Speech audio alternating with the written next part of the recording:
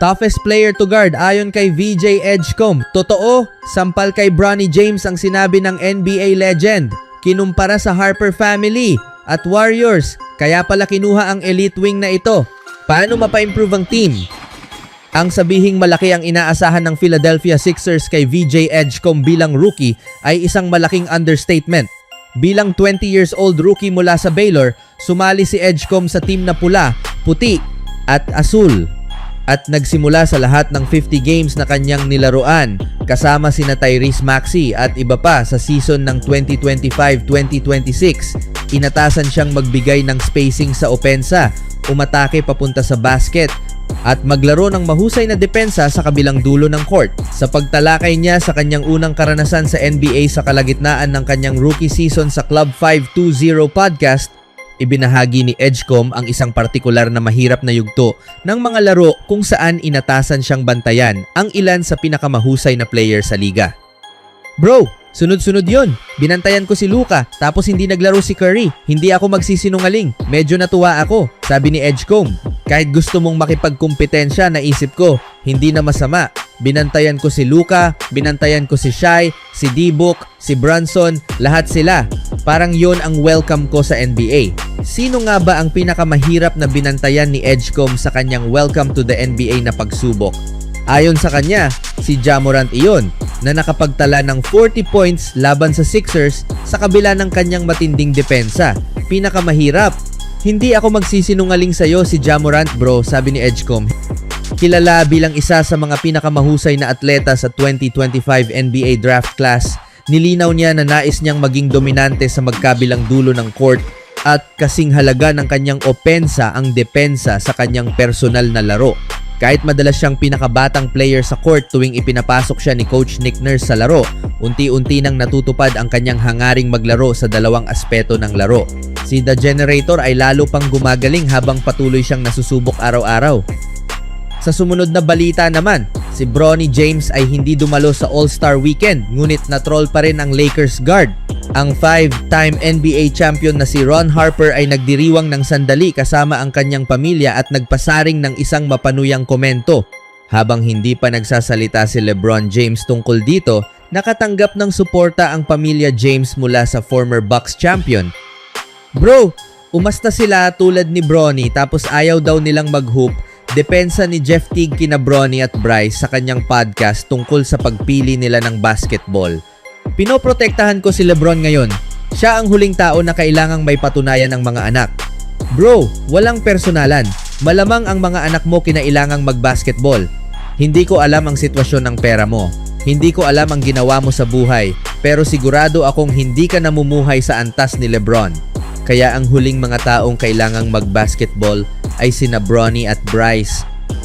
Malinaw na itinanggi ni Teague ang naratibong pinilit ni LeBron ang kanyang mga anak na maglaro ng basketball. Gumamit siya ng lohikal na pangangatwiran upang sagutin ang komento ni Harper at ikumpara ang kanilang sitwasyon. Ayon sa former Bucks star, dahil sa tinatayang net worth ni LeBron James na $1 billion, hindi niya kailangang itulak ang kanyang mga anak sa basketball. Samantalang ang tinatayang net worth ni Ron Harper na 12 million ay nangangahulugang maaaring hindi ganoon kaluwag ang pagpipilian ng kanyang mga anak pagdating sa landas ng NBA bilang pagkakakitaan. Nagsimula ang buong isyong ito habang nagkakasama ang pamilya Harper sa All-Star Weekend.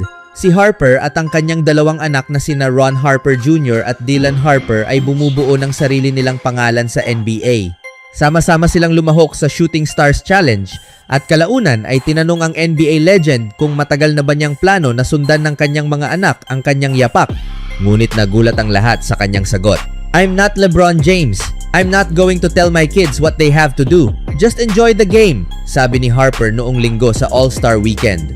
Maging ang kanyang mga anak na nakaupo sa harap niya ay tila nailang sa kanyang pahayag. Mula noon, umani ito ng atensyon at tiniyak ni Jeff Teague na ipagtanggol ang mga anak ni LeBron James. Kasalukuyang nasa ikalawang taon niya sa Lakers, si Bronny ay hindi pa nakakahanap ng tiyak na papel sa ilalim ni JJ Redick. Sa ngayon, kailangan niyang pagsabayin ang NBA at G League dahil limitado ang mga oportunidad sa Purple and Gold. Nauna nang ibinahagi ng panganay na anak ni LeBron na siya mismo ang nagpasya na sumali sa NBA. Palagi kong nais na mapunta sa lugar kung saan ako pinakamasaya. Palaging sinasabi sa akin ng nanay ko na dalhin ko ang sarili ko kung saan ako dinadala ng puso ko at natagpuan ko ang kaligayahan sa ginagawa ko ngayon. Pakiramdam ko, doon ko gustong manatili, sabi niya sa mga reporter bago ang draft. Bilang second round pick at hindi pa nakakakuha ng regular na minuto sa laro, malayo ito sa naging simula ng career ni LeBron. Sa ngayon, marami ng pagsusuri at kritisismo ang kinakaharap ng anak niya habang binubuo niya ang sarili niyang pangalan. Ngunit sa kabila ng mga kritiko, tinatanggap ni Bronny James ang hamon, maging ito man ay ang pagbaba sa G-League o ang pagbantay kay Victor Wembanyama, handa ang Lakers guard sa anumang susunod na hamon. Sa huling balita, ang bagong pag-sign ng Golden State Warriors kay Nate Williams ay nagdadala ng dagdag na enerhiya, lalim at flexibility sa roster ng team habang nagpapatuloy ang season. Bagamat may malakas na core ang Warriors na binubuo ni Stephen Curry, Jimmy Butler, Draymond Green at bagong dagdag na si Kristaps Porzingis mula sa trade, kailangan pa rin nila ng mas malalim na bench lalo na sa mas mahihirap na bahagi ng season. Si Williams, isang 27 years old wing, ay pinirmahan sa two-way contract upang palakasin ang wing at guard positions. Mula sa kanyang impresibong performance sa Long Island Nets sa G-League, kung saan umabot siya ng halos 18 to 19 points kada laro at nagpakita ng mahusay na shooting at all-around game, inaasahang makapagbibigay siya ng scoring, hustle at defensive versatility kapag kinakailangan. Excited ang fans ng Warriors kay Williams dahil sa potensyal niyang maging surprise contributor kapag may injuries o kailangan ng energy mula sa bench. Bagamat hindi agad inaasahang magkakaroon ng malaking minutes, maaari siyang makatulong sa pamamagitan ng kanyang athleticism, grit at scoring, pati na rin ang kakayahang maglaro sa iba't ibang wing at guard positions na nagbibigay ng lineup flexibility sa coach. Dagdag pa rito na appreciate ng fans ang pagdating ng fresh talent na may magandang G-League track record at karanasan na sa NBA. Nakikita nila sa kanya ang kwento ng perseverance at oportunidad at ang posibilidad na mag-step up siya at magbigay ng mahalagang kontribusyon sa mga critical moments. Sa kabuuan, si Williams ay isang player na may malaking potensyal na mas lubos pang mapaunlad ang kanyang laro habang nagbibigay ng depth at bagong option sa Golden State. Ang kanyang pagdating ay nagbibigay ng pag-asa na mas maraming magagandang sandali ang matatala hindi lamang para sa kanya kundi pati na rin sa mga fans ng Warriors na sabik makita kung paano niya mapapalakas ang lineup at paano siya makakagawa ng impact sa mga susunod na laban. And Minnesota is winning as Williams makes the quarter.